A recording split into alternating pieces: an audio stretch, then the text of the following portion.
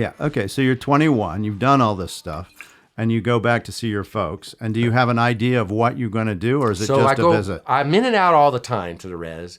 I don't know. I don't know whether the first time I went to a Native American church meeting was before I left or when I just got back. And you're familiar with the Native American church. So I went a few times to the Native American church meeting, which was, I'm the only Anglo. Right. In Hogan with 40 Navajos, speak all night in Navajo. Right. And I'm in the backside of Monument Valley, and that's whole other stories. Incredible, but I'm the only Anglo there. So again, I am having these experiences that very few people get. Right. And you recognize it at that time, I assume. Well, there's no one else doing it. Yeah. They're not getting to do it. Yeah. And they're allowing me to do it because I'm trying to be gracious. I'm trying to be respectful. And they know that. So they're letting me come. Yeah. And you have contacts via your parents. My parents, they love teachers. Teachers. They love the teachers, but they love my parents. They want to get all the tools they can get. Navajos, you can't put. Everyone has their own stories, and the Navajos are very proud people, and a lot of them, right now particularly, they're getting their degrees. The reservation has its fair share of poverty, but they're very successful Navajos. Yeah, of course. Teachers and professors and. Yep. So my parents were very mired there, and my father worked really hard. And my parents both went back to school and got their masters at NAU. And actually, after 11 years of living in Dennehotsa, my mother got her English as a second language degree. And after Dennehotsa, they moved to Red Mesa, and she taught ESL at Red Mesa for 6 years. Also pretty isolated. Yeah, just as isolated. And what's very cool, I was going to say, in Red Mesa, we would have dinner. They lived in Arizona. Right. And after dinner, we'd take our walk. Mexico. We walk into Utah. Yeah, or Utah. Yeah, we walked out into Utah from our house in Arizona. So I go back to Dennehotsa. I'm 21, going on 22. And there was a fellow named Bob Cook who owned Tisnas Eye Trading Post, which no one would really know where it is. It's between Mexican water and Dennehotsa. It's down in the Chinle Wash. You've driven by it, Tisnas Eye. And the man who owned that was a trader named Bob Cook, who I've known now. I knew him. He spoke fluent Navajo. He was married to a Navajo. He had 5 or 6 kids with her. And so he looked at me. I'm like this young kid. He said, "Hey, man, what? I have stack. All this is. I also caught the Navajo reservation at an end of a period of time. This is when all the trading posts still had pawn vaults. Yeah. All the traders spoke fluent Navajo. Walter Kennedy at Dennehotsa, which Walter Kennedy was such a character. He wore bib overalls, and he was like part owner of the bank in Fruitland or Kirkland. I mean, what a character." So Bob Cook spoke fluent Navajo, and he had stacked Navajo rugs. And he said, "Hey, man, why don't you take these to California and see if you can sell them for me?" Because all the train posts had stacks of rugs. Right. So I said, "Okay, I'll do it." And by the way, I was in India. I collected in India. When I was in Nepal, I bought Chinese embroidered robes from Tibetan monks. I was already, and I bought, you just collected things while you're on the road a little bit. Did you, when you were collecting those in India and places like that, I assume maybe even Afghanistan, did you buy them with the idea of resale? Yes. You did? All of them, but like the Tibetan robe, I kept because it was all embroidered, really amazing. Yeah. My neighbor in the canals, it's been on their walls now for 40 years. Yeah. So I'm not even sure if it's mine anymore. They've had it for 40 years on their walls. Yeah. I scattered my art about. Yeah. So Bob Cook gives me this stack of Navajo rugs. Right. And this is great, Mark, because I'm getting to tell you my story here. Uh-huh. So I go to Los Angeles. In 2 months, I sold 3 rugs. Oh, man, this is like the hardest thing in the world. Three rugs in 2 months. Yeah. But perseverance pays off. I just stuck with it. And I would go back and forth, so I buy this camper. I'm 22 years old, going on 23 maybe. I buy this camper. This is now my second one. I had my log cabin, which ends up on the land up in up in Santa Cruz, up in the mountains on Skyline. It got dug into a side of a hill and became a house for someone. Is it still there? I don't know. This is so long ago. It's a state park now. The land is now a state park. Not then. Yeah. This was the scene, like this is, Neil Young lived down the street and Joan lived down the mountain. 60s and early 70s. This is the scene, this is all the. So you get your second camper, you go back to Bob. So I go back to, I fill it up with Navajo rugs. I go back and forth. I have friends in the Venice canals where I would park and live. Then I go back, so I have all these rugs. I go back, the people I bought from my cousins back in New Jersey, I go back and I'm in the city. It was 1975. I go to the Metropolitan Museum and for some, I don't know how, all the sequence, but I go into the gift shop there. I say, I'm a Navajo rug dealer. Would you like some Navajo rugs? And next year is 1976, our bicentennial. And I convinced the Metropolitan Museum gift shop to let me have a show and sell there in 1976. In the gift shop. In the gift shop Yeah. at the Met. Yeah. So I go back to Dennahotso, and at this point, I've been now getting involved with Navajo rugs. So I have 2 loops that I do with Navajo rugs to gather them. Mm-hmm. And my parents are school teachers. I don't have deep pockets. I'm not an heir of a fortune. Right. I just have to. If I sell something, I pay you. Right. You don't have to worry about that part. And it's in the circles I'm playing are real small, and all the traders know each other. And it's interesting I don't know if you noticed, but about every 10 miles is a trading post. Because in the old days, it was a horse ride trip to each trading post. Yeah, makes sense. So they had every 10 miles is a trading post where a wagon can go. So I made 2 loops that I gathered Navajo rugs. I had my southern loop. So I'd get up in Dennahotso and drive towards Kayenta, and I'd go to Navajo Mountain. I'd go to Shanto, where the traders, Drolettes lived, and I'd go down into the canyon, beautiful trading post, and I'd gather up Navajo rugs from them, and then I'd go to Tuba City, and I'd drive across to Colmai Mesa up the dirt road to Denebito, where Elijah Blair had his trading post. So, do you know the Blair people? Anyway, Elijah had his trading post. His brother owned the one in Kayenta. There were 3 brothers, I believe, all Mormons. He flew his little Cessna into Denebito and landed on a dirt road. And Elijah would load me up. And from Denebito, I'd drive. These are all dirt roads. And in the summer, when it rained, there were like these little roads that were above the old dirt roads because they were full of mud. Right. So I have an old green VW van. That's what I traveled in. 4-cylinder green VW van that my brothers gave me. And so I drive from Denebito. I would drive all these dirt roads, and I'm in the backwoods to Pinon. And that's where Billy Malone was running Pinon trading post that Cliff McGee owned, who owned Keams Canyon, the McGees. Yeah. And he was down in Phoenix. So Cliff owned Pinon, and Billy Malone, who you might know that. Yeah, name. I do. Billy, right? Billy. Definitely know him. Yeah, Billy's a very nice guy. All kinds of stuff in his life going on. Right. And so, but Billy's a sweet guy. He gave me his rugs, and then from Pinon, I drive, and then the paved road came back, and I drive to Cane de Chelly, go up the North Rim, go up to past Saley, past the community college, right, and I'd go to Upper Greasewood, which Clarence Wheeler owned, and he'd load me up, and he owned Round Rock Trading, I believe. And I drive all, and these are all the Lukachukai, and this is incredible country. And again, I caught the tail end of a history. I remember going to Upper Greasewood, and there's a wagon there with horses, someone going to the trading post with not wood wheels, but rubber wheels. Yeah. But they came in on their wagon. Right. I mean, this is the tail end of the old days, folks. And you were collecting these from the traders. Right from the traders. They would consign them to you. They were consigned to me. And then you would make 20 or 30%. Yeah, I would mark them up. I tagged them all, whose rug. I made my own tag and my code that I know whose rugs they were. Right. And I had my ledger books. It's interesting that they would all give you the Every rugs. one of them gave them. You know? No, and my only competition was Jackson Clark, who he would get really annoyed because whoever got there first, because Jackson traded all Pepsi. Right. And when they'd trade out their rugs to him because he gave them Pepsi. Yeah. And so they sold the Pepsi. Yeah. So they'd actually probably make even more money, possibly. Yeah, maybe. So, well, whoever got there first, I mean, he was bigger guy than I was, you know. But they all knew me, and they knew my parents lived there, and everyone knew each other, and they all loaded me up. And then you would generally take them back to California. I'd go back to California. And did you start selling to other dealers there, So- trading post kind of things? Well, that so Indian this art is so thing? this is well this will be interesting maybe for your listeners because this is now the Indian art business is really taking Yeah, off. no, it is. So so I'm getting all these rugs. I'm coming back to Los Angeles. The shows are just beginning. Right.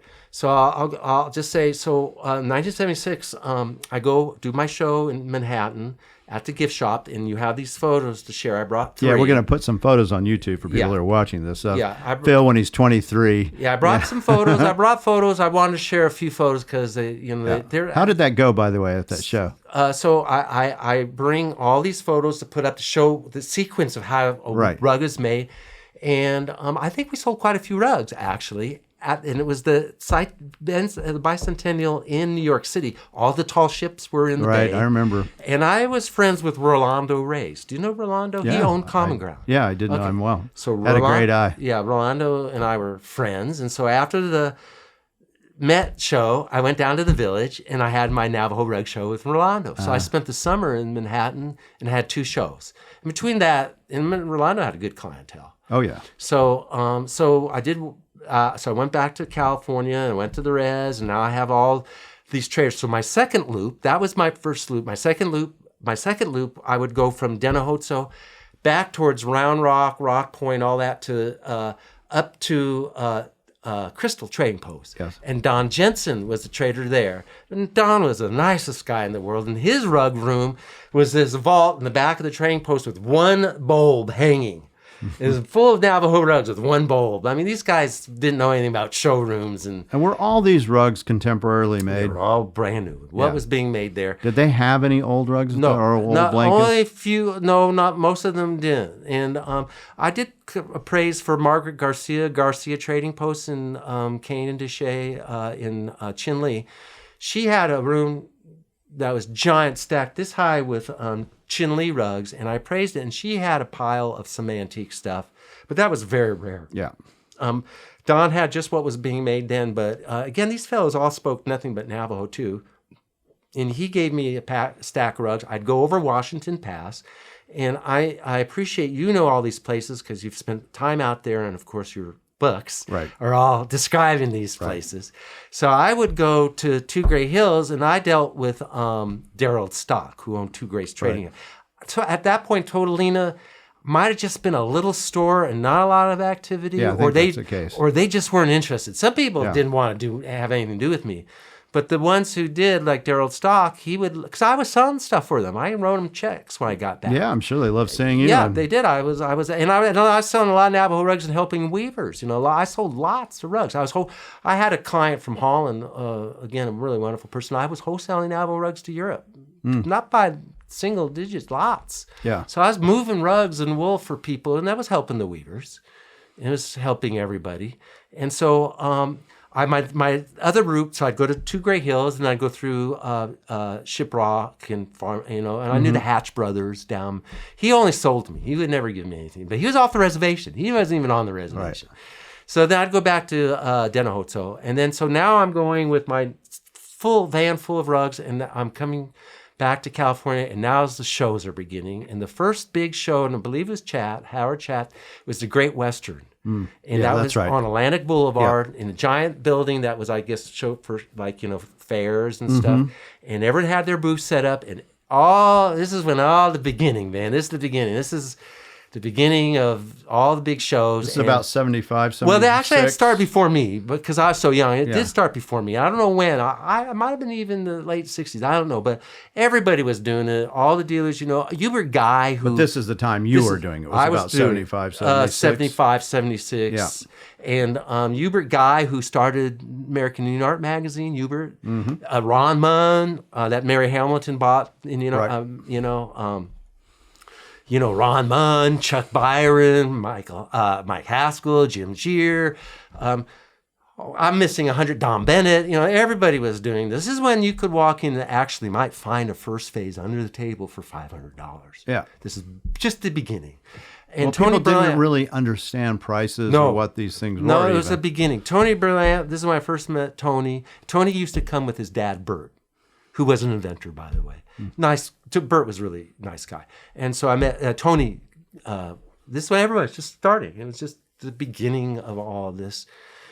And then this started the circuit of shows everywhere. You had Doug Allard doing his shows in Oakland, Phoenix, Scottsdale. Right. John Lowe did shows in Los Altos, in Tucson. Alicia Bullock did the Bullock show in San Marcos Civic Auditorium. Yeah. Was Bob Ward? Bob Ward was around. Yeah. Bob. And Milan, was he? Ron Milan was doing his auction. Everybody. Yeah. This is everybody. We became gypsies. And we'd go from show to show. I was living in hotel. We would go from show to show. Michael Higgins. I did a show in Monterey. I'm thinking of the things I was going to share with you. I'm doing the show in Monterey, California. One side, the booth next to me on one side was Ray and Judy Dewey. Yeah. And on the other next to me on the other booth was Ben Nighthorse selling his jewelry. That's funny. So I'm in the middle. Ray's on one side, and Ben Nighthorse is on the other side. So becomes a senator. And Ben becomes United senator. States. Yeah, and a famous jeweler. Yeah, still is. Yeah, and I saw Ben not that many years ago at his daughter's gallery. Right. We reminisced about That's Sorrel Sky. a long time ago. Yeah. So.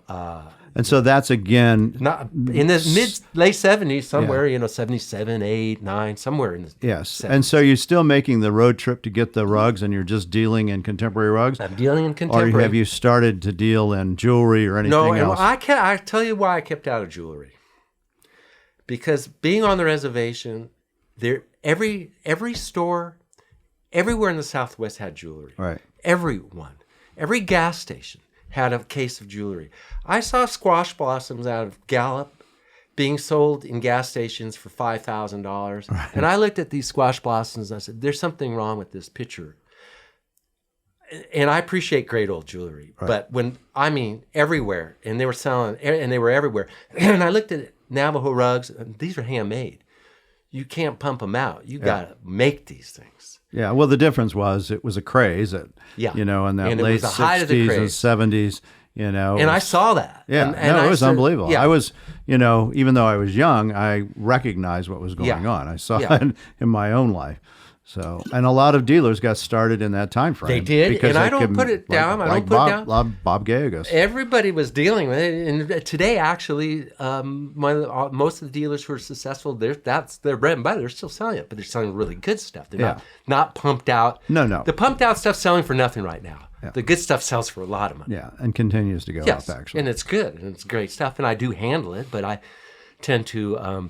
So it's only old stuff. Yeah. So, but you were doing contemporary Navajo rugs. I'm doing contemporary and Navajo how long rugs. did you do that So for? I'm doing this, and now I'm actually going up to the Bay Area quite a bit, and I'm actually doing shows with private galleries. Not doing the big. I'm still doing the big shows, but I figured I'd start going to where the money is, kind of. And I went to the West Bay where my brothers lived, and I started doing a couple private shows. And I figured out also I met builders.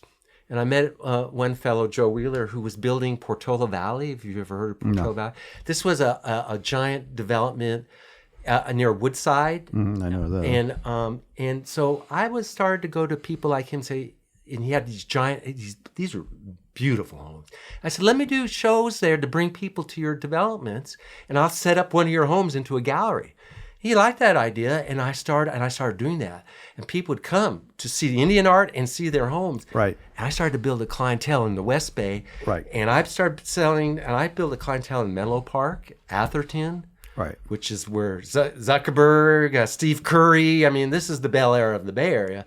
And I started building a really good clientele now, not besides doing the show. And now I'm getting into older stuff. And because I'm expanding, I'm starting to get into antique material, into baskets, into pottery.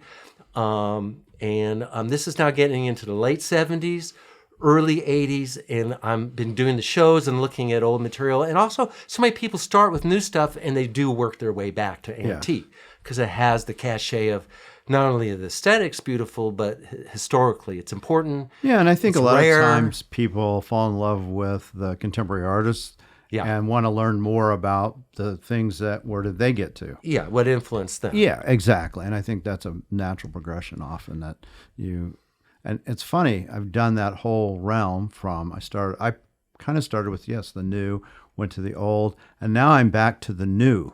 Yeah. And really enjoying dealing with and you're supporting a lot of living artists. That's probably part of it, but I also really appreciate what the art form is and those people as individuals. And, So, Yeah, well, it's a great thing, and there are a number of people who are doing that. And then you've migrated. You're a major painting dealer, and particularly contemporary. And I know that you've done well with it, and the artists need a place to sell, and so it works out good for everybody. I think this is a good segue to talk about Billy Schenck, because you have this relationship with Billy Schenck. Yeah, this is being in the arts, a lot of artists want to have it in their world. Like they want tribal art is what, in some ways, what we are tribal art dealers, and we have a whole community. There's a whole tribal art community besides Indian art. Like we have a group in LA called LA Tribal, and African Oceanic, which I can talk about. But so I saw Billy this weekend. The Scottsdale Art Auction was this weekend. And I had a deal going on, and I wanted to go to the art auction, and so Billy Schenck and I met each other, and in fact, we had dinner with Matt and Thomas and Barbara Millard all together. Matt is a great restorer, and Barbara is a scholar, in pottery. And so I saw Billy, and I told Billy, I'm gonna come down and see Mark, and I brought this one photo. And Billy and I said, Billy, when did we meet? And he said 1976. And so Billy and I met each other, and over time we become friends. And Billy at this point had the Rubber Snake Ranch up in Pacific Creek in Jackson Hole, and he lived in a checkerboard inside the park. His house was inside the park, and he lived out here out near the Superstitions. He had his winter house there and his summer house up there.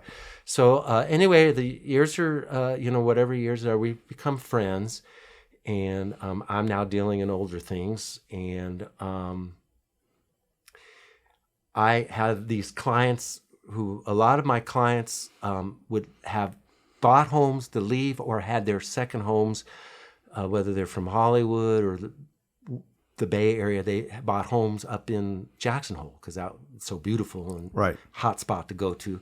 So so finally I said, Billy, I'm gonna come up and go up to the Grand Tetons and come play with you. And he was with Annie Coe. Annie Coe and we were together then. The painter. Early, Annie Coe, the painter. Also a very good painter. Yeah, very good. And so I said, Billy, I'm going to come up and see my clients down in Wilson, which is over on the left bank. And I said, I'm going to go see my clients and sell them art and come play with you guys up in Jackson. And I don't know what year that exactly was, probably in the early 80s.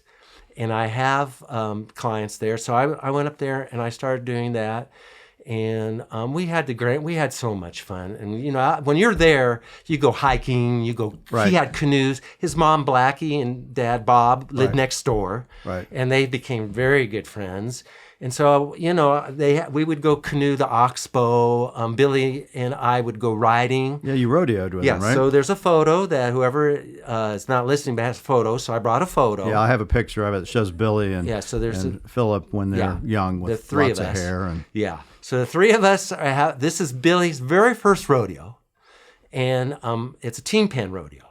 And again, I forgot what year he said that was. But he said this is the first rodeo he ever did. There are 27 teams. We came in second. Yeah. And this in Buffalo Valley, and you can see in the photo behind us are the Grand Tetons, and then it's a beautiful ranch. And so it was our first rodeo together, and we had a lot of fun. And we used to ride a lot up there, and canoeing and so forth. And so and Billy goes on to win a bunch of Billy becomes world champion. He became world champion, in Oklahoma, and he has his rodeos at his ranch. He does. I've gone to it. Yeah, they're so fun. he real cowboys come to that, and he does that, and he gets his cows. So Billy and I became very close friends, and Billy and Rebecca were just at my house staying with me about 3 weeks ago because he came out for the Autry's Masters show. So when we go to Santa Fe, we stay at Blackie's house. That's our house. Stay in Santa Fe, and he stays at our house when it's wintertime. He comes to stay, so we have a lot of fun, and we have blast together. So I wanted to get that in, but we'll get back to we go when back. I want to go back to now. You're starting to deal in old material. Old material. And when do you open your gallery in LA? I opened a gallery with a partner. This is 1983. Yeah, okay. And I'm dealing in mainly antique material, not so much new stuff. You're in Venice. I'm in Venice Right. Beach. My first rent there was $90 a month. Yeah. Where I lived was truly amazing creative people in all worlds. I've met all kinds of people through there. And we're living in Venice, my wife Zoe and I, and Zoe, so many things influenced my life, and she's a wonderful person. We wanted to, and there were some galleries in Los Angeles, but they were selling Indian art. They were just, Right. they were just we wanted to show people this is great art, has nothing to do with anything but it's first grade art. Yeah, well, you've shown in the Metropolitan Yeah. Art Museum, and you have a sense of what that can be. Yeah, but it's not like this time it was like, oh, just Indian art. We don't want this to be Indian art. This is great art. Whoever made it, Yeah. this is good art, Right. important art. Then it's historical. Then it's Native American, indigenous. Right. All that goes with it. But first, it's important art. So we decided we're going to open a gallery in Venice Beach because that's where the artists lived, and the great blue chip contemporary art galleries were there. Yes. The L.A. Louvre, Ace Gallery. These were showing the top painters. Right. And so we were going to open a gallery on the Windward Circle where people might see the Venice sign maybe, right off the boardwalk. But it was a destination gallery. It was not a walking gallery. You had to go to be there to see it. So at this point, I took on a partner a man named Peter Hester. Yeah. I know who And that Peter is. Hester, actually, believe it or not, went to high school with my brothers in San Fernando because his father helped build Dodger Stadium. I re-met Peter again when he had a health food store in Flagstaff with Jamie Hester. At that time, they were married. Peter was dealing in older things, and so Peter and I opened the gallery together in 1983. And we didn't have a lot of money, but we were young, and he had good material, and I was willing to work very hard. And so we opened the gallery in 1983, and, in life, everything's timing. And it took a little while, and now you might show photos. My wife, who was a film editor in the film business, and her mother, Frances, was an architect, one of the first female architects. In fact, Frances, when she moved to Los Angeles, the end of Sunset Boulevard was still dirt, and Ventura Boulevard was dirt. Wow. So, and my wife was born in Kaiser on Sunset Boulevard, and is is an artist and artistic, and she was a film editor, and her mother was an architect, and was working for every studio in town. Right. And so they designed my gallery. So now whoever is watching this, you can see two photos. Yeah, I've got photos of it. We'll include these. So watch the, Yeah. go to the video, the YouTube video if you want to see this. There's two photos of black and white of the gallery and a color photo. And, I looked at those photos and there was beautiful material in there. I mean, nice. We had great. Now, granted, it probably wasn't priced. Just the old days. It wasn't priced. Yeah, so you could get it for a different amount, but even then, that was still, I could look and see there was some really great material. We had as good material as you can find anywhere. We had museum quality material, and then Yeah. we promoted the gallery that way. In fact, everything's timing. So I opened that gallery. I'm 29 years old. I still don't know really anything. Right. My parents are school teachers. I was working where literally sometimes I did not have the rent to the last day. The of month. $90. No, that was my house. Oh, the rent okay. was more money. Okay. The second day I opened, or third day I opened, this Jaguar pulls right up in front of the gallery, and this guy hops out in his tennis shorts and shirt and comes in. He looks around, and I might have maybe bought something. And again, I'm so fortunate. I've met so many nice people, and his name was Lloyd Coatson. And Lloyd Coatson, you probably know his company is Neutrogena. Ah. So Lloyd owns Neutrogena, and he's a tribal art collector. Yeah. And that's like the third day I'm open, and Lloyd comes in, and he becomes a very good client. And Lloyd ends up building a very large collection. And the reason I bring this up, because people can see his art, because Lloyd, and I praised the collection for them. When Lloyd passed away, he donated half his collection to the Folk Art Museum in Santa Fe. And there's a wing there, the Coatson Wing. I don't know if you've seen it. Yeah. And so Lloyd became a client. And the timing was incredible with this gallery. We had, next door to me was Hama Sushi. We had a sushi bar next to me that was rock and roll sushi. Right. Everybody went to this sushi bar. I mean, everybody. So you're starting to get a lot of the movie stars and different people everybody are coming through. and became word of mouth. And we had our openings because it was, again, you had to come there. And I had valets. And I had Peruvian flute bands, and the sushi bar next door would have like sushi and tempura being passed out, and the word was coming around, and we had these greatest openings, and it was so much fun. And people would come, and then I would start having clients would come, and because the sushi bar, you would come during the middle of the day, and we would sit down in the gallery, and we'd order sushi and sit there and eat sushi and look at art. Yeah. And talk. Yeah. And people like at this point, Fritz Shoulders was living on Rose Avenue, was living in Venice Beach. Yeah. Fritz would come over and... Would you get any of his artwork? No. Would I get any? No. I mean, because he loved art. Yeah. I mean, he used to come in here. He came, and he collected kitchen dolls from me. Yeah. I just the more wondered beat up, if the better. I probably should have traded with you. Yeah, that was my question. And I could tell you I'll tell you a few Tony Berlant stories that you'll enjoy. Yeah. Because tell me. Tony Berlant at this point... For those who don't know, he has, I mean, you can Tony explain, Berlant but is sort of the godfather in many ways of the revival of Yeah. Indian art. Yeah. Indian art has gone through cycles. It's, goes through cycles. At the turn of the century, William Randolph Hearst and the museums, they were collecting Native American art. And it was very popular. The Fred Harvey Company and the railroad. So there's these cycles at the turn of the century. And then, the different periods, and the Depression comes, and, Indian market, when did it start? 1928? So it was 100, well, it was really 101 years ago when Indian market started. Was it? But we got effed for 1 year of it because of the pandemic.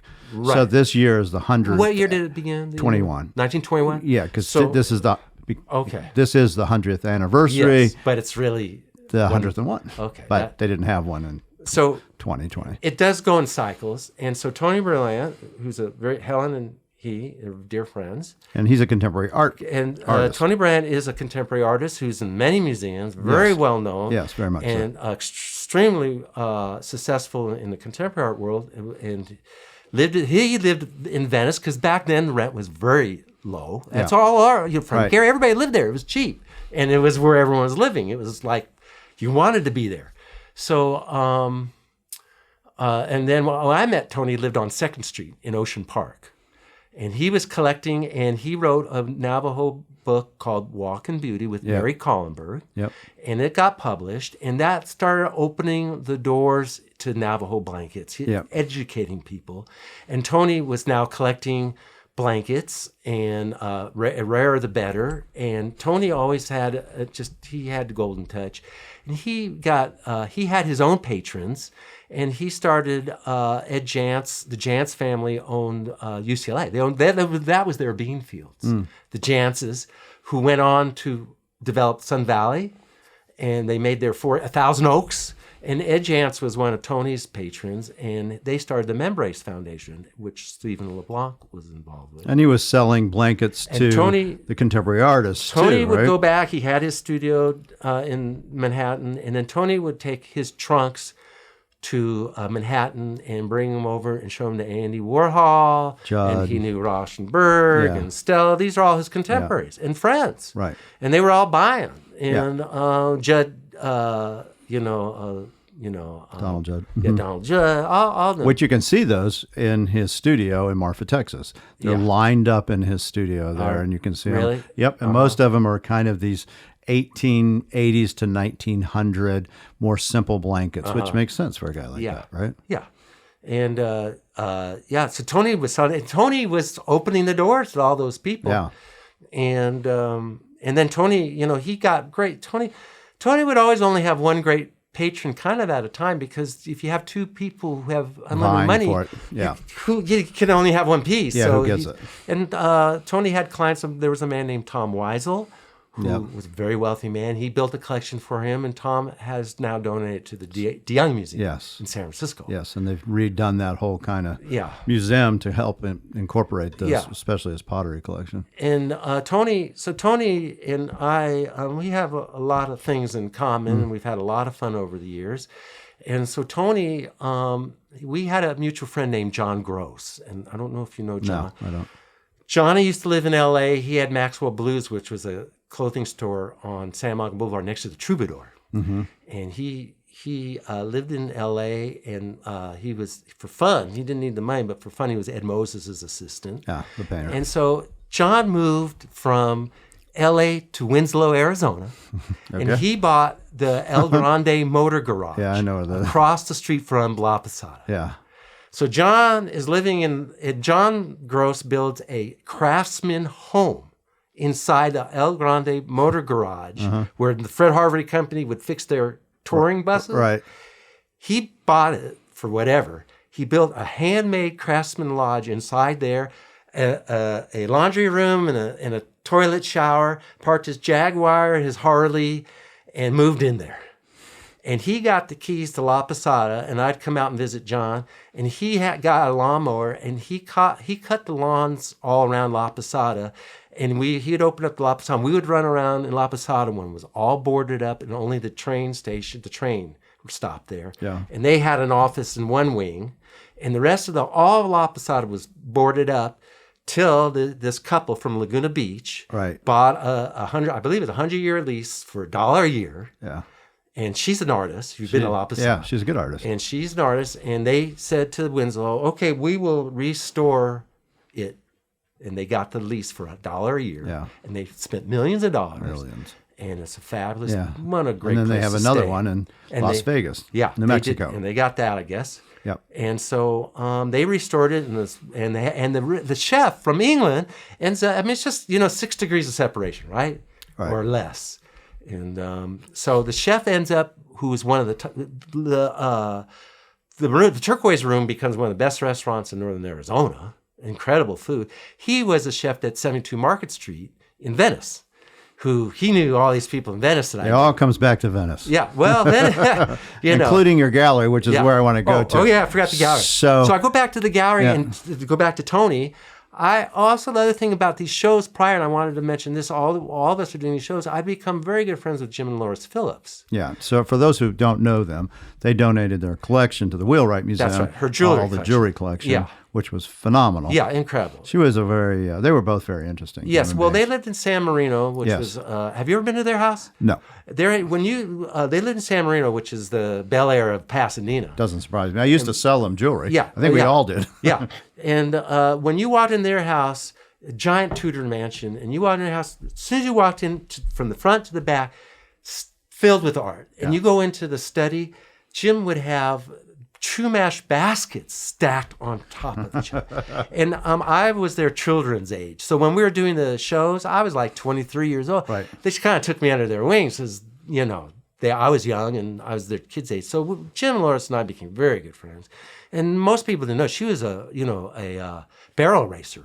And she could fill 10 tables with trophies. And most people probably didn't know that. She was the most knowledgeable person, and he too, on jewelry. Yeah, They really were. She was jewelry. Jim collected baskets, And other things, textiles, too. kachinas, Pottery, and too. paintings. And Yeah, and pottery. He had Nampeos. He had everything. Yeah, they loved it. Well, I believe his father built planes with Howard Hughes, and her father, I believe, they had the resources, and he had his own company. And they were buying and selling too. They were dealers. They were traders. They were dealers. They were as well. business But they were people. collector dealers. But they were collector dealers. And That's my how you favorite find type. stuff. Yeah, and so back to the gallery. One of the things we also did is I've been doing this maybe because of my parents.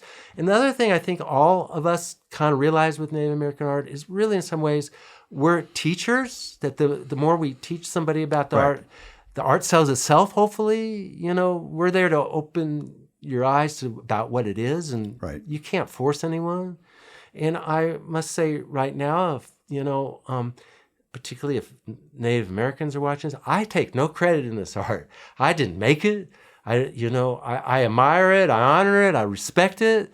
But I didn't make it, and so I don't take any credit for that. Well, and I don't think we're trying to take credit. I think that's one of the things people might get out of this is that we're not trying to take credit for the art. We're trying to promote and show and expose and share, right? Yeah. Share our love, our interest with these. And, we all, because we're in it, we all have native friends that are, really great friends, Yeah. artists and others. So, Yeah. that's one of the reasons we got into it, I think. At least it was for you, and clearly it was for me as well. Well, and hopefully, it brings people together, and you can... and there's still a lane for this for younger people that want to get into it.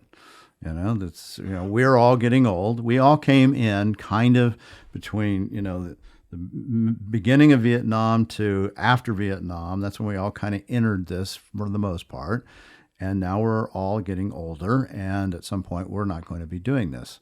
So we need people to take up the mantle and do it. Some people are, like Thomas Cleary is somebody who has. There's people that have. Yeah. And I don't know if you know this or not, but you actually sold me, you probably do, but you sold me a pot when I lived in California working as a doctor. Did you know that? Were you in the gallery? You come to the gallery? So you had I remember us doing business out here. Yeah, yeah. It was it was the first time I just really gotten kind of serious into it. I was dealing with Matt Woods, who you knew in Laguna Beach, and I was living in Huntington Beach, and you had advertised in something, a frog woman pot, a big one, and I ended up buying it from you for, I don't know, like $1,200. In the gallery. So I think you actually met me somewhere and brought it to me. Okay. Or we, because I was a doctor, as busy as hell. Sure. And but we got together somewhere and we bought, and I bought it from you. That's great. I mean, vaguely I'm remembering, after we're getting old now. Yeah. Well, I was a young guy, and you didn't see me as anything other than a young guy buying I don't a do that. collector. Try not to do that. Yeah. Well, you can't help, but I mean, this is 19. This would have been about 1988, maybe, or 7, somewhere in that time frame. And your gallery was probably cooking and really doing great. You're busy, but yes, I saw it advertised. I called you. That's great. And we negotiated a price, which was like about $1,200, and yeah. Well, things were not at this point. Things weren't that expensive yet. No. Which was also one of the charming things about the gallery, because I would have people come in who were school teachers, milkmen, and then the richest people in the world. Yeah. And everyone still came in. Still happens, by the way. Yeah. but back then it wasn't that. It was still affordable, is what I was saying. Yeah. And things have come back around now a little. Yeah, I think it is affordable. There was a time that it really, things got very overheated. Yeah, overheated. You can call it whatever you want to call it, 2007, 2008. Then everything reset with the Great Recession. And then people like ourselves, our collectors are getting older, dealers are getting older, things have reset. But the great stuff still brings great prices and breaks world records all the time if it's the great stuff. Yeah, masterpieces. Still. Yeah, masterpieces. If you make things really affordable, there are people there's still interest, though. I think hopefully the younger generation who doesn't so much collect, maybe at some point, since they're into screens so much, they might at some point maybe appreciate handmade things. No, they do. I sell to young people all the time. Also, when we grew up, we watched Westerns. We played differently. They grew up with Star Wars and computers. They have a different sensibility about things. Yeah, you had the actor for Rawhide was your next door neighbor, right? Yeah, not next door, but Chuck Connors. Chuck Connors, yeah. So how long did you keep the gallery? So the gallery, one of the things that we did there, which these are kind of things I like to do and have done, is we did lecture series. Yeah. So I've had Loris lecture on jewelry, Tony Berlant on blankets, Marvin Cahotis did Washo Dejiku, baskets. Right. I also had a lot of school children come to the gallery. Yeah. I specifically wanted to do that. I started to lecture a lot. I had a whole Navajo textile lecture that I did with slides. So I started lecturing at all the museums in Southern California, the Autry Museum, the LACMA. I've lectured at UCLA, well, you still Bowers. Do some of that, right? I still do that. You've done stuff at the Autry. You still continue to do things at Autry. Yeah, I just did a lecture for somebody just not that long ago. I did a lecture for school kids at the Oakwood Schools, which is in the San Fernando Valley. Right. So I really do believe that's an important part of giving back, Yeah. It's a good thing to do. So I've lectured at the Wildlife Museum up in Jackson Hole. Right. So so the gallery's going on. At this point, for a number of reasons, I buy out my partner. I want to have it on my own. Yeah. So now I bought the gallery. It's my own.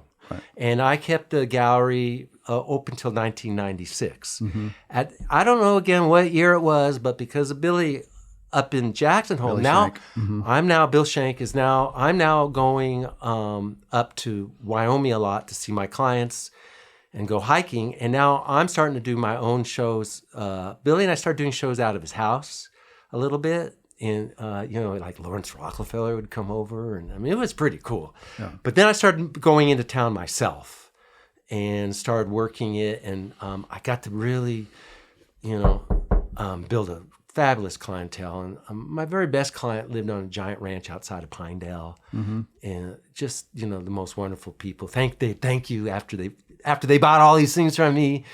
They thank me, So, I mean, it was fantastic. And you switch your model up, basically. Instead of sitting in a gallery. Yeah, I'm moving around. You're doing private shows. Yeah. You're trying to get the best of the best. Yeah. And handle significant objects. Yeah, well, these people, I mean, anyone would drive to their home, which is, in the middle of nowhere, and they have a buffalo herd in front of, in their yard. Now, it's interesting. You close in 96, and that's really kind of that's when I started my website. So that's really kind of when the internet started to began. take off. And did you just feel that? I mean, I'm sure you have a website and that kind of thing. Yeah, I do. I'm mainly with LA Tribal is what my main website. I'm not as proactive as you are. You're probably one of the most active people there are. And I know that people who were really set up during the pandemic, like yourself, I believe had very good years. The few people I know who had big sites did quite well. Yeah, well, I mean, people were looking to do something. things. Yeah, spend money and buy art. Yeah, no. And I think that's the way it's going to go, quite frankly. Yeah, I think from here on out. I think that though maybe if things get back to quote normal, people will want to get out, but I don't know. Well, they will that. I mean, and the shows have begun again, and you still do a few shows, right?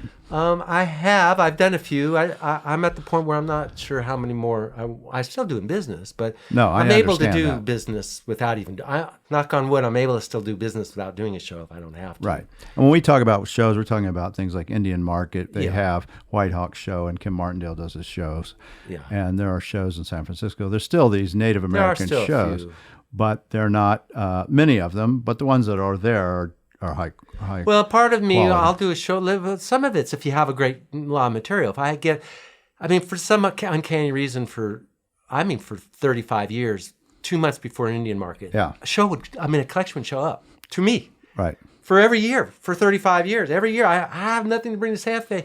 2 months, or what? All of a sudden I have 80 killer pieces. Right. I don't know. It's the uncanny thing. It just would happen. So, if I get a good show collection before Indian Market, I'll do a show. Yeah, it should be doing a show. So, and if you do, well, you'll be in Santa Fe. You're always I'll be there anyhow. Yeah, that's we'll stay down with Billy. We'll be there. And my wife, it's a family thing. Usually, maybe not this year, but my son comes. Yeah. And, we just have we have a nice time. Yeah, and you get to talk art. You get to see art. You get to see. Go in town. Everything's going on. So of course, be there. So there's one thing we didn't talk about, and we'll do it kind of as we end this thing, but the painting you brought in, the unfinished, or the painting that you, I think, paid, you brought it in, and we're going to put it on the podcast. Of Miami Valley? Yeah. Was that one of those pieces? Yeah. Okay. Yeah. But there was 3 of them. Yeah, there's 3 of them. Okay, just wanted to make sure. Okay. Yeah, those are really nice. Paid 10 cents painting. for that. Yeah, that's nice. Okay. Yeah. I wanted to make sure that was not a separate painting. No. And then I got a client who got me into paintings, which I do deal in. Right. And you do. Yeah, I love paintings. Yeah, I sell paintings, and so I got this one client, and boy, he wanted one of everybody. He was collecting names, but he had the whereabouts, and so I got to meet all the dealers. And I tried to spread the money around, and I tried to do a deal with everybody if I could. All the main guys, right. In Santa Fe and Taos. And this collector bought one of everybody. Every Taos painter, George O'Keeffe, Frederick Remington, Charlie Russell, everyone. So that had to be fun. Oh, it was incredible, and it opened up all these doors. And I don't know. I do like paintings. I will deal in paintings, and I like California plein air paintings. Yeah. And contemporary art, if I have a reason for it. And a lot of artists. I have a lot of artist friends. I was going to tell you one story with Tony. John Gross is living out in Winslow, so for 2 summers, and I go to Hopi a lot. I go to the dances, and I bring people to the Kachina dances. And now I only bring 1, maybe 2 couples max, and I've been able to bring some most amazing people to the dances, and who would never get to see them. Yeah, because they're pretty closed now. They're open if you know, but if Yeah. you don't know, then And then I go to the home and have the ceremonial bean soup. Yeah. And, But you're supporting them. they're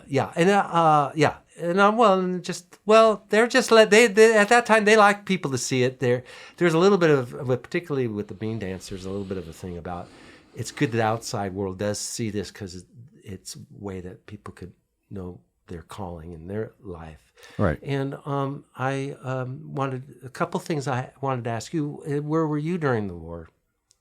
I was a kid still. So you I'm too young. didn't have to deal with that. No, I didn't have to deal with it at all, but except for my brother, who was right in the thick of that time frame. But he was. Did he go? He didn't go. And he had a late pull, so in other words, he his got lottery out was anyhow. But he wouldn't have gone. He wouldn't have survived. I don't think. He was a musician and just that's right, wouldn't have been his. But all that angst was there. Even though I was younger. And I end up in the military, right? So I end up doing, active duty in the military. But as a doctor? Or? Yeah, as a physician, yeah. But I remember the angst of those moments, around the kitchen table. What are we going to do if he's got to go? You know, he's not going to make it. He's not. He doesn't. He's just. That's not something he can do. Well, I mean, look at all. I mean, so many people have traumatic stress, Yeah. Anybody, if you're 18 or 20 years old and you're put in a place where it's you're them, and Yeah. I mean, on and on, Yeah. it's so stressful. And because of where we were, which is eastern New Mexico, which is very conservative and very pro-American kind of community, a lot of kids were going. A lot of kids were not making it back. Yeah. So, kids that were, we would know people that would have, brothers that died. Sure. And that's just a horrific thing. No, I mean, like I say, I support our military. It's just when politics start creating people to die, that's not a good thing. Yeah, and so one of the reasons I like to talk about it, or at least investigate it, is I do believe it affected our generation, this boomer How can generation. It not? Yeah. For most people, it did in some form or fashion, even if they don't recognize it. Sometimes they don't recognize it. You clearly recognize it. You're at Dinahozo and somebody knocks on the door and says, you're coming with us. Yeah. So those leave scars, whether you want them to or not. Yeah. And the way you look at life and look at things. And so, these shows that I do, when I talk to the dealers who are in our age group, which they all are, and a lot of them, like, Jeter went to war, Michael Higgins I think, went wasn't to, it? yeah, Sure. absolutely. They come back and they throw themselves into Native American art too.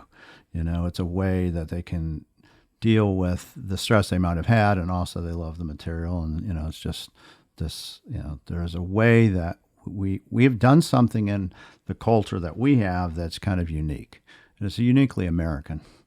And so, you're part of that cog. You're part of that story, clearly. I mean, we've heard it today.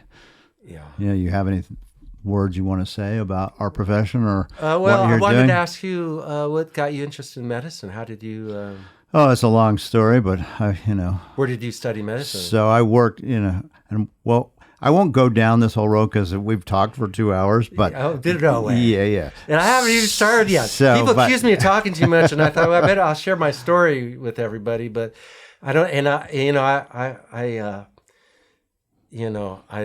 don't know what some people will think, but doesn't matter what they think. It's your story. People, Yeah, it's your story. And I kind of respect everybody's, path. I think it's truly important to walk in other people's shoes. Yeah, I get it. I truly believe that.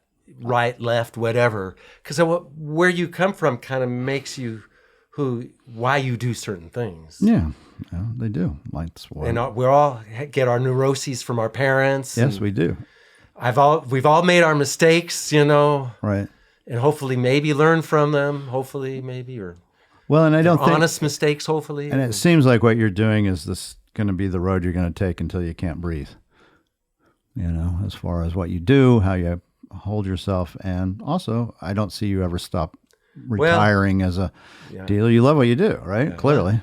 Yeah, we're all for we have large lives. Yeah. And I value that. That's the thing that I get to weave in and out of a lot of worlds, from whether it's my clientele to my personal friends who are all amazing, interesting stories, right, to being able to travel, art to handle. Yeah. We have food in our refrigerator. So I interrupted you though. So you were telling me about your medical practice and schooling.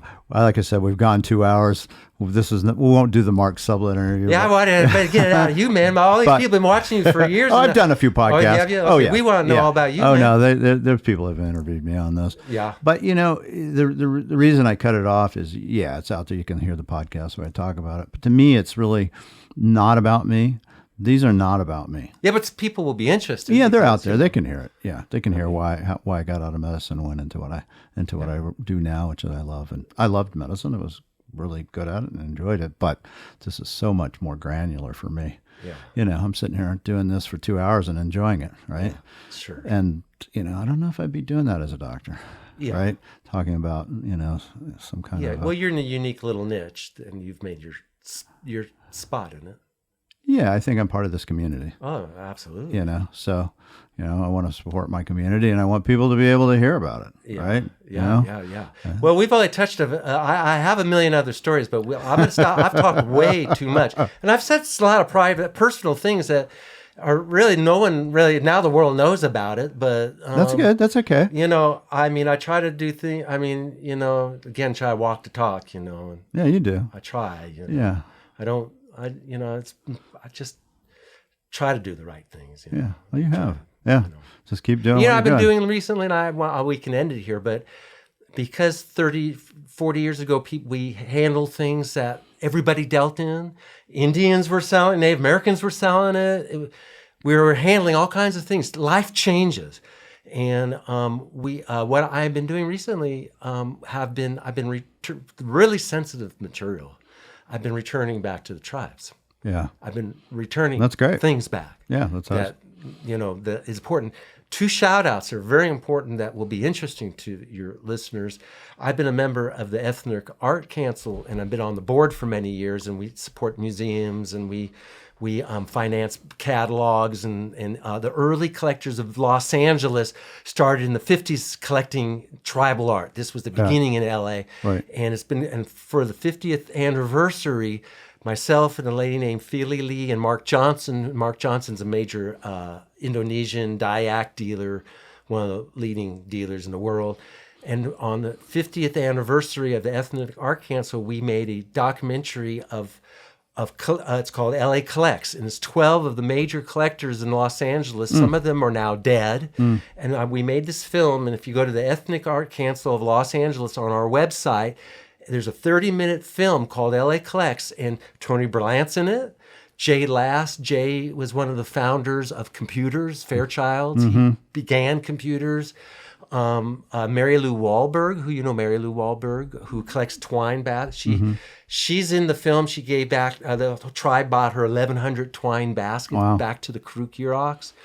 So I wanted to tell your listeners about this film. Yeah, we'll actually put a link to it in the people podcast. People will find it fascinating. Yeah, I think. I'll go watch it. And then there's another project that's going on in Los Angeles, which I've been supporting and involved with. It's called the Onward Project. It's about the Monument Valley Rainbow Bridge expedition in the 1930s, Peabody expedition. Right. Remember the black and white films and expeditions going into that country, and you'd see them in the old movie theater, John Wetherell. All that. So on the Onward Project, Elizabeth Kahn, who's a friend, she worked at the Getty Museum. This is a project she's spearheading. It's in Los Angeles, and what she's doing, and you can go online and look them up. And what she's doing is we're creating now a way. They're interviewing Native Americans who were involved during that period of time. And this is about Batatican and Quetzal ruins in Sagi Canyon. Right. And what they're doing is they've gotten the top 3D filmmakers in Los Angeles, and they're going into Betatikin and Keats Seal.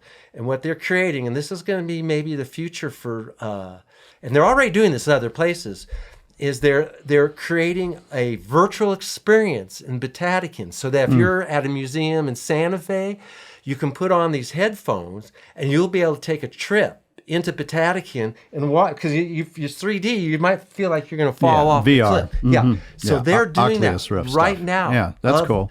Of that. And so people will have, because like the caves in France, you won't be able to go into them anymore. No, I don't think you can anyway. Yeah. So that's that people are going to be able to have these archaeological experiences. So I just wanted to do sort of a shout about those couple projects, and there's a few other ones that are going on, but I thought people might find. Yeah, they'd be very interesting. Yeah, Clay Lockett was involved in those when they were doing those ruins, as well as Everett Roos was one summer actually involved in doing the archaeological digs of those. Yeah, so they're doing that. So I thought people might find that interesting. Then we have our own LA tribal group that again are all specialists in their own fields, So. And you're still in Venice, right? I'm actually. I moved to Culver City. My mother. Well, I used to come here all the time. I haven't been here in 5 years. Right. I came here all the time because after my parents left the reservation, they moved to Tucson for 17 years. Right. Yeah. So I came here all the time. I know. I used to see you on a regular basis. All the time I'd be here. I haven't been here in 5 years. I lived in the Venice Canals. That's where my son was raised. We lived there 40 years, and my band was the house band, and we had the grandest times. And but I moved 2 miles inland because my 99-year-old mother moved in, and my 98-year-old mother-in-law moved in. Yeah, I remember you got and they lived with us till they died, and we took care of them. Nice. And they lived with us, and so now I live in Culver City. Yeah. And I landed in a super place, under the radar, but a super place. Wow. So with all kinds of old history, LA history, all surrounding me. So well, Phil.